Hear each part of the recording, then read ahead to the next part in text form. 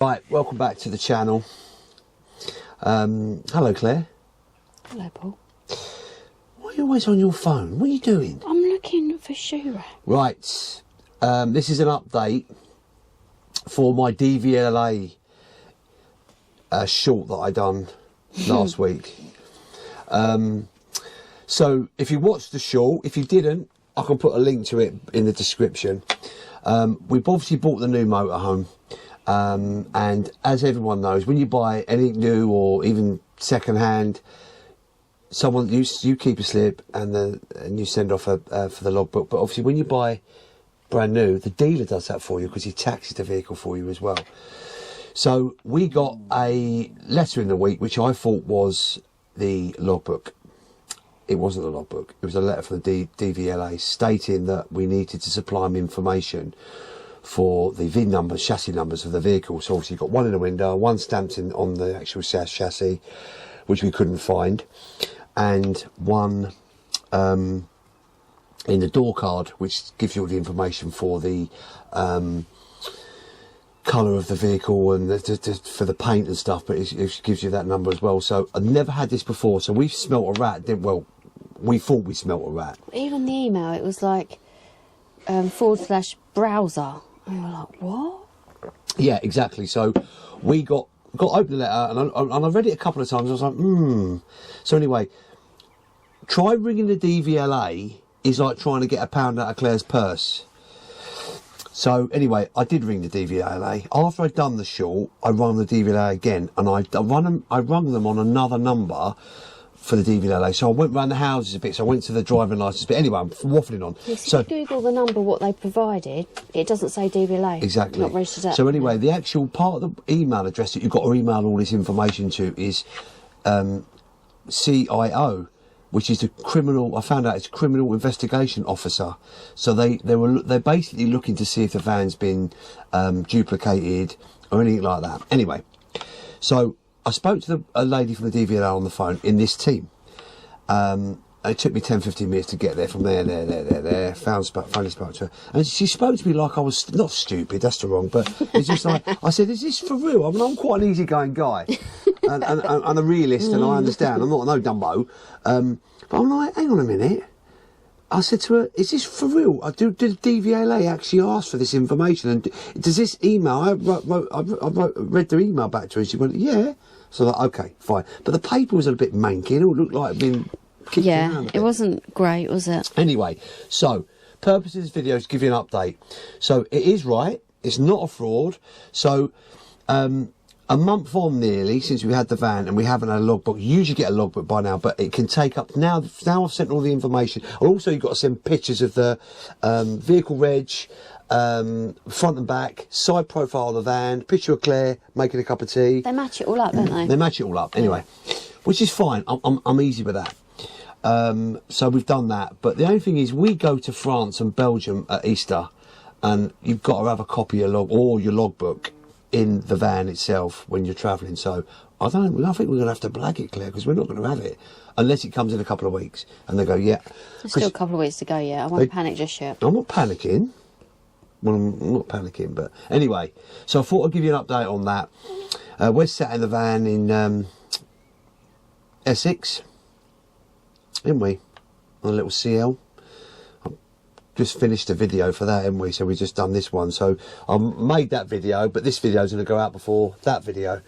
But I thought I'd give you an update on that because it's a very weird situation, isn't it? Even our dealer said never ever heard of it, and they've registered new vehicles this March, obviously, because they've sold a few. Well, they're doing it all the time. And I spoke to the salesperson Steph, who I deal with at the dealership, and she's like, never heard of it, Paul, never heard of it.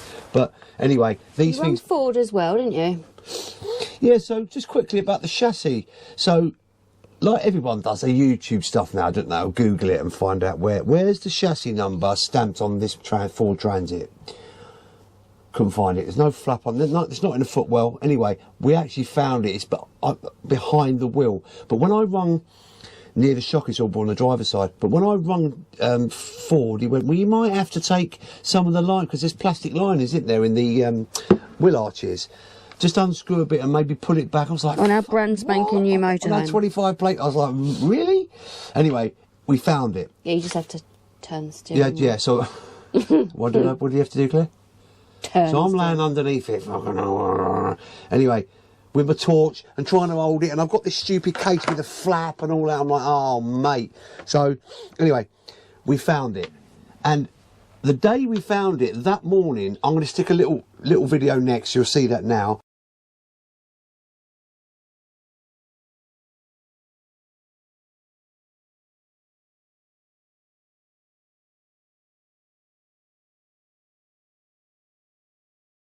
We come out in the morning to go to work.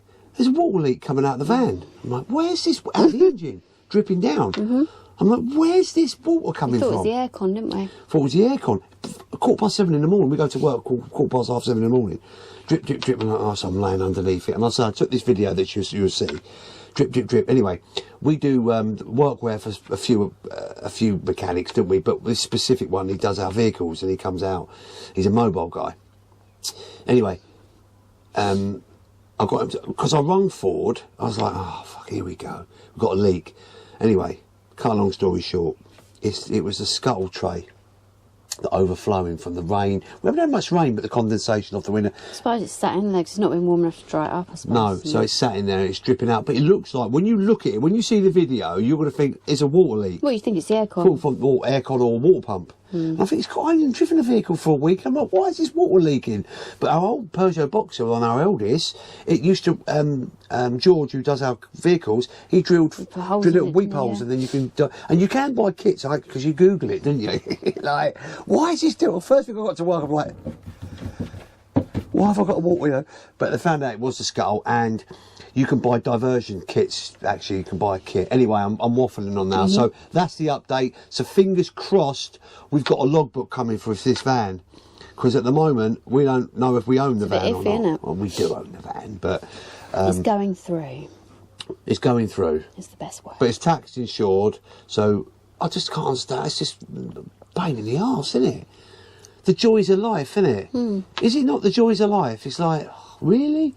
And they ask for all this, but to be fair, the letter's quite meaty because it shows you where you've got to look for it, what you've got to do in layman's terms. So but when you can't get through to DVLA, usually when you ring companies, you get through within a minute or two, don't you? Certain companies. And there's so many scams and fraud going on. Press 1, press 2, press 3, press 1 if you want a logbook, press 2 if you want to drive. But you couldn't get from the number they supplied, though. The number they supplied on the top of the letter was basically... Yeah. Give us and a then call you think back. it's fraud then? Give us a call back in 10 weeks. Yeah, so what are you going to think straight away? That's not right. Yeah, and that's what I put it out to, and a few people did say, is it a scam? But when you actually... I actually Googled the CIO whatever, and it comes up with criminal investigation, and there's loads of threads of people it's happened to, motorbikes. Look, it's a fail-safe, so if it's a good thing, thumbs up, it's great. I mean, look, at the end of the day, we'll get the logbook, it's no stress, but it's just a matter of when you get a new vehicle... It's just a pain in the arse. It's really. a pain in the arse. But I thought I'd share that with you. That's the update. So if we don't get the logbook, I'll let you know, but... if we won't be going. We will be going to France. We won't. We make one up. You're good at art. You can make one. You could put a bit of A4 paper, a bit of colouring. You made our new logo for our merch. Well, you're good at that, though. But that's what she does for a living, so you'd expect her to. Alan Shearer used to put the ball in the back of the net. That was his job. I'm going to do that too. You could have. You used to play striker, didn't you? A football team. Anyway, enough of that. We're waffling now. We're waffling. If you like the video, give us a thumbs up. It's only a quick one. Well, I don't know how long it is. How long is the video? Keep jabbering. Yeah, but we're talking. We're sharing memories. People might think, when they get it, if they get it again, then someone else will Get get in it. touch and we'll be able to help you out so we know exactly what we're doing. And why don't you put the oven on and make the dinner? Right. I can't do that. If you like this video, give us a thumbs up. Subscribe to our channel. The more, the merrier. We're on this journey for a long time, so if we pick up subscribers now, great. If we in the future, even better. But we're doing this for memories. But thanks. I thought I'd share that update with you. Thanks for watching, and we will see you on the next one, Claire. We will. Say goodbye. Goodbye from Essex. Goodbye.